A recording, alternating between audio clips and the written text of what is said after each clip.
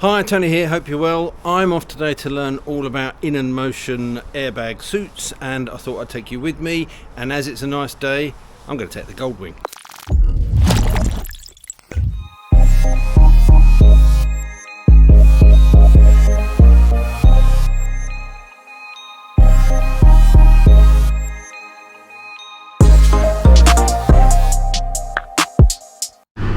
So the one thing about riding a Goldwing is that it always feels like a bit of an event. And I'm off to an event today, and so I thought it was a perfect opportunity to take this bike.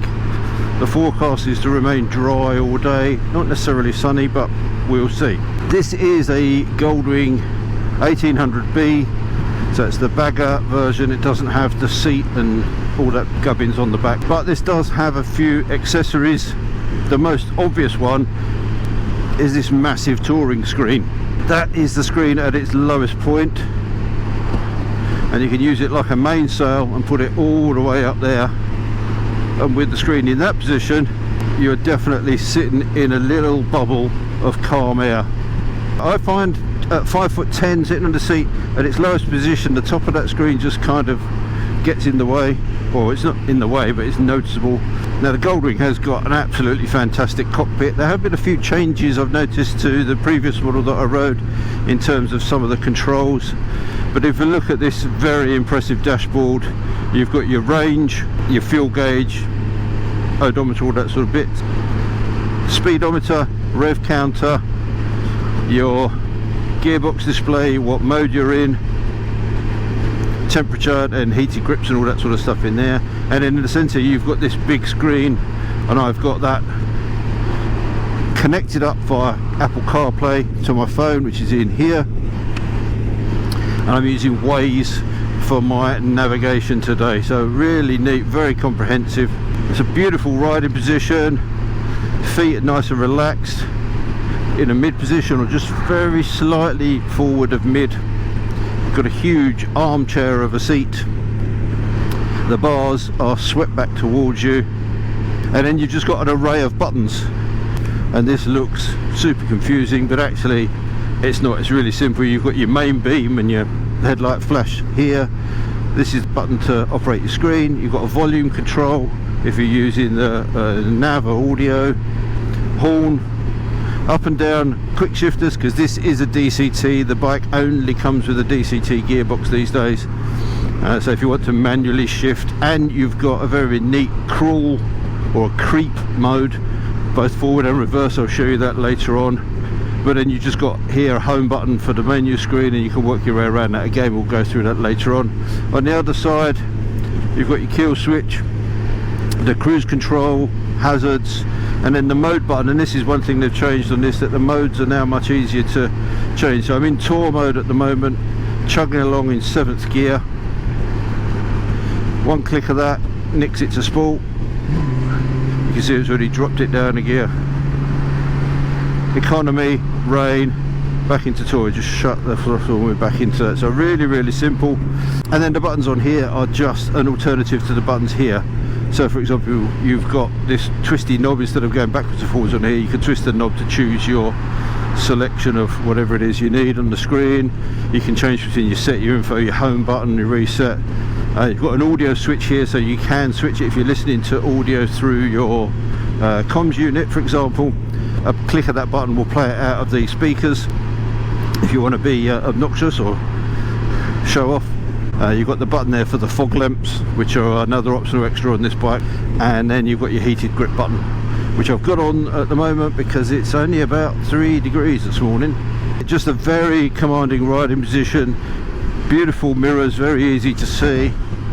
I'm going the quick way today because I'm a bit short on time, so I'm going to get up to Silverstone with a boring old motorway, and on the way back I'll come back through the country lanes or through the smaller roads. It's very comfortable bike to ride. Obviously it's 7th gear here, we're ticking along at just under 70 miles an hour, just over 2,000 revs. Maybe we'll get an opportunity to talk about filtering.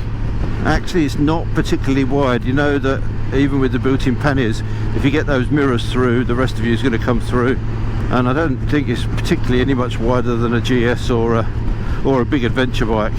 but it is long, and we'll talk about that in the handling as well. But that's one of the other things I've found filtering. If you're filtering up a single lane of traffic that's stationary and you have to nip into a gap, you almost need as much room as a car to be able to squeeze into that gap. It's a long bike, and obviously the star of the bike is the creamy 1800cc flat 6 motor, and I'll put all the numbers and stats up on the screen in terms of power and torque. It's got a nice raunchy sound, but you do just waft about on it. It's a bike that's plenty quick enough for this type of bike, but it is silky smooth, very comfortable. But anyway, I'm going to crack on, get some of the boring journey out of the way, and I'll pick up with you a bit later on. So now we're on the motorway, let's just talk a little bit about ride comfort. If you've seen my previous review, and if you haven't, I'll put a link up in the top corner of the screen, but I'll talk about this sort of cantilever front end. You can see the control arms bobbing up and down, and actually it's much more manoeuvrable than you would think. Just having that longer wheelbase means that when you're on the smaller roads, on the curves, you just have to think about those a little bit more, set yourself up nice and early for them. But outside of that, it handles very well indeed, and the ride quality is silky smooth, as you would expect. We know how notorious the British roads are at the moment, and the amount of potholes. I'm on the M11 now, which is not the best road surface, but this is still a bit like a magic carpet. And I've actually already accidentally hit a couple of small potholes, and you really don't notice it very much on this, just a light thud. So very, very nicely set up in terms of suspension. It hasn't got the full armchair on the back. It does, however, have the optional extra backrest for the passenger and this rack here, so if you want to sort of sling a bag over the top of this and strap it on, you can do. And it's a huge seat, big fold out pillion foot pegs. There's only a few bikes out there that are going to be as comfortable as this is for pillions. Everything's just nice and smooth and relaxed. You'll know I'm a DCT fan anyway, and on this bike it is just mwah. Looks like it could be quite a nice day today. Shame I'm going to spend most of it sitting in some presentations, but it'd be interesting to find out what's going on with these In&Motion airbags. That technology is moving on all the time. I don't personally wear an airbag jacket, but as the technology improves and they get less bulky, it's something I would certainly consider. I'd be interested to find out from you whether you use one, or if it's something that you think you would switch to, or if you've got experience of using airbag jackets. Just leave me a comment down below. I'll be very interested to hear your thoughts. So it's time to play that M25 lottery. Looks like it's flowing okay. Pretty quiet actually.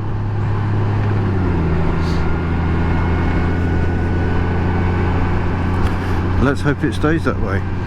There you go, Honda, I'm crossing platforms for you. Well, sun's out.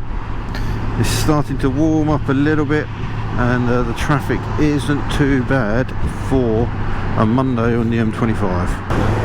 And unbelievably, the M1 is pretty quiet as well. I'm very surprised.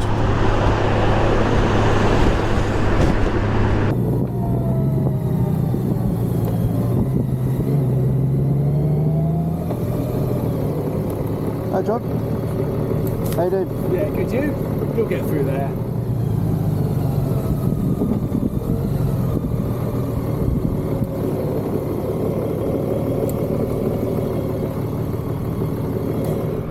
Well, that was a nice easy journey, and unfortunately my GoPro on the helmet packed up just to show you the entry in, but this is where I'm heading to.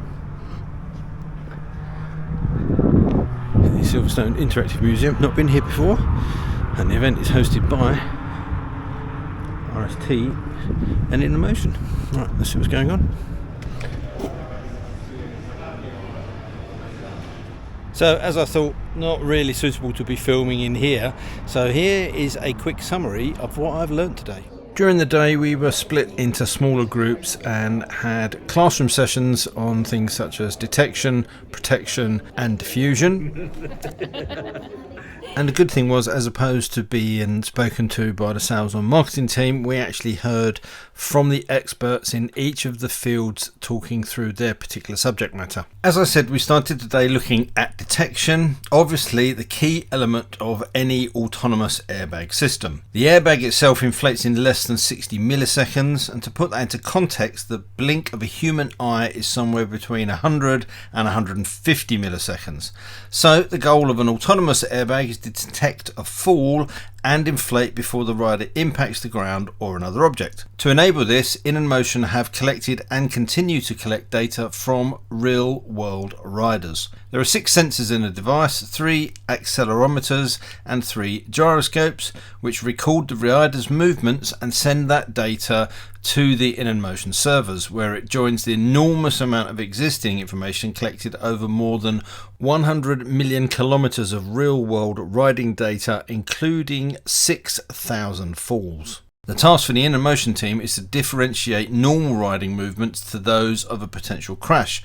Obviously, the airbag should only deploy in the latter scenario. That motion obviously differs depending on the type of riding, so In&Motion have different algorithms for different disciplines. Track riders will put themselves through more extreme acceleration and deceleration forces than a road rider would. The example given was from data collected by MotoGP rider Johann Zarco. His braking forces were the equivalent or greater than those collected from road users during an actual crash. Similarly, off-road riders will have a different motion profile as well. It's a tricky task, but as they are constantly receiving data, those algorithms get more and more sophisticated. The goal is to achieve 100% of falls covered for 0 false triggers in normal riding scenarios. At the current day, In&Motion are over 95% of that and expect to get to 100% within 18 months. We also looked at protection in terms of bodily injuries and how the protection has to work. That was actually quite a sobering session, and I'll share this information in more detail in a dedicated airbag protection video. But I will say that whilst head injuries are still the biggest contributor to fatalities, 40% of fatal motorcycle injuries are located in the trunk of the body. The airbag reduces skeletal injuries to the chest and the risk of severe injury to internal organs by 38%. In competition, the airbag has reduced clavicle fractures in MotoGP by 67% and thoracic injuries in the Dakar Rally by 50%. It's definitely very interesting technology, and the team at In&Motion left us with the question, will the motorbike airbag be the helmet of the 21st century? They think so, but let's discuss that in a future video, and we'll get back to the Goldwing.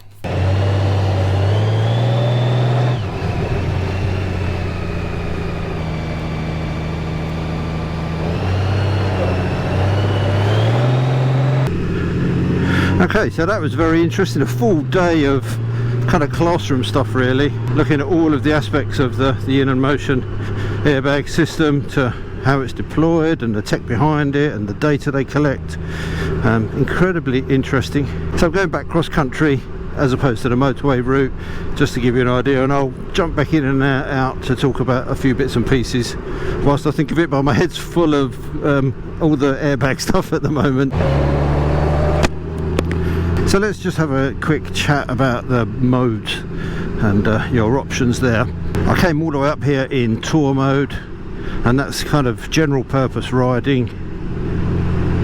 It short shifts a little bit, but it's a good balance between your power and your engine braking. A quick flick of the mode button, we're into sport mode, and you can see straight away it's dropped down a gear and everything is much more aggressive. It's holding onto gears for longer. Obviously, if you're in any of the modes, you can still use the triggers to change the gears.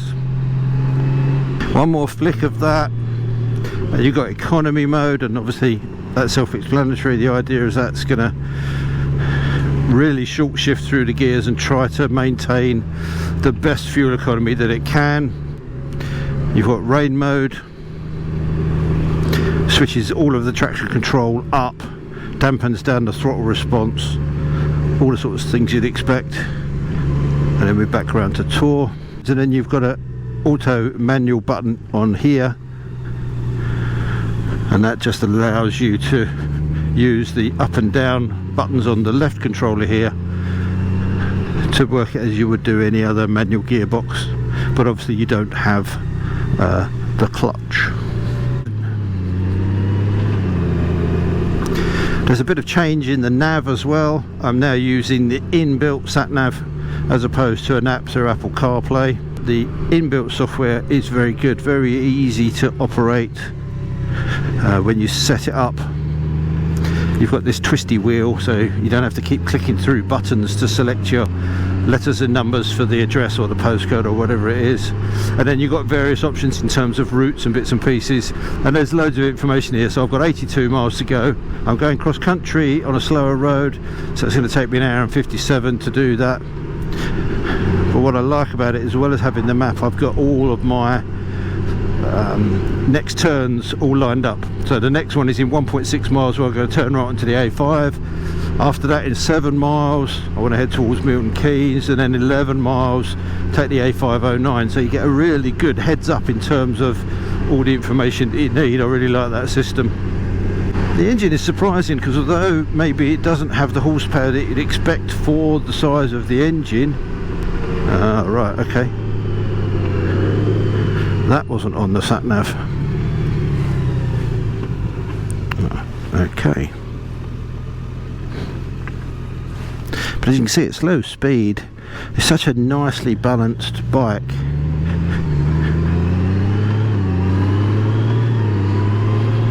That slow speed manoeuvring is really simple, and you can chuck this bike at about, just got to remember its length and its weight. And again, even in tour mode, the pickup is good. You can see there I gave it some right hand, it's dropped it down 2 gears and we've picked up. But it's a very, very responsive gearbox. And for those people that say, well, I don't like a gearbox choosing when and when it changes for me, I kind of get that. But this also gives you a really good opportunity to learn how the system works, and you can start to kind of control it. So even if you're in tour mode, as you say, if I wanted to drop down, give it some extra gas, and it will drop down and go. By the same token, if I want to be a little bit more aggressive on the downshifts, I just brake harder. If you're all nice and smooth, the gearbox can work out what you're doing, and it does everything like that.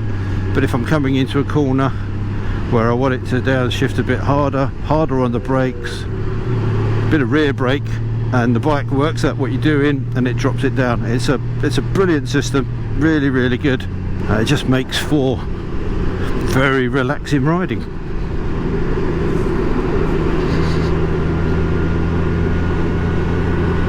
And it looks like I'm going to have a pretty nice journey home as well. A little bit warmer than it was this morning, so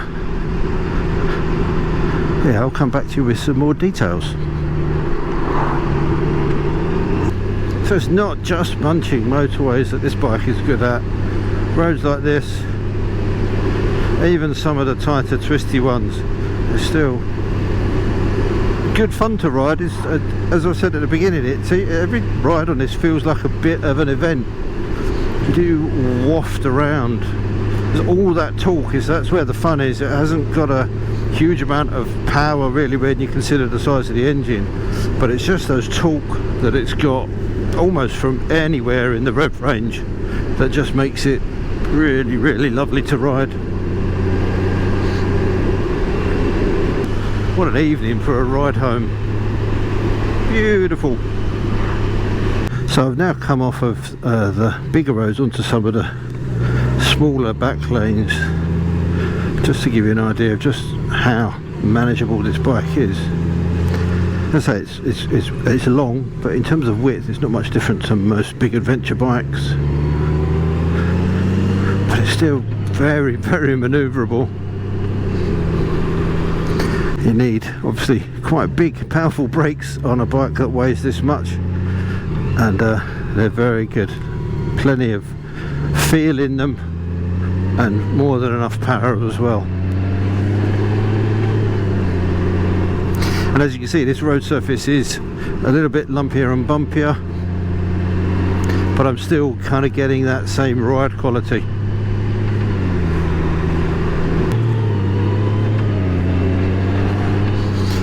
Thank you, very nice man. Ooh. So yeah, this is a pretty horrible piece of road. I hit a pretty decent pothole there, and it just soaks it up, and again there. And obviously the weight of the bike helps. It doesn't ever feel sort of skittish or as if you haven't got anything but the best contact with the ground. Great stuff.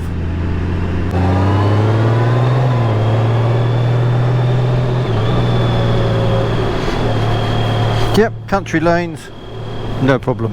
So there's probably not that much more I want to cover out on the road. There's a couple of bits I want to talk about, some of the features, fuel economy, bits and bits like that. It's been a beautiful evening to ride home, but I'll cut this part of the ride video. Well, actually it was my GoPro that decided it was going to end the recording at that point, but I'm back here now, so I thought I'd touch on some of the other parts that I didn't get to speak to on the ride. First one is fuel economy. Obviously big 1800 6-cylinder engine. What's it like on fuel? Honda say it averages around about 42 miles per gallon. I've seen some studies that took data from users, and that seems about right, and I'm probably there with them as well. It depends on obviously where and how you ride it. For that trip that I did, it did tick up over that, more like the mid 40s. Now the other thing that I alluded to in that video was the crawl mode, so let's have a quick demonstration of that. As we've already established, this is a very heavy motorcycle, but it does have a trick up its sleeve to make it easier to maneuver. Now obviously the seat is relatively low, and you can push yourself around with your feet, but there is a creep mode as well. So let's get the engine running.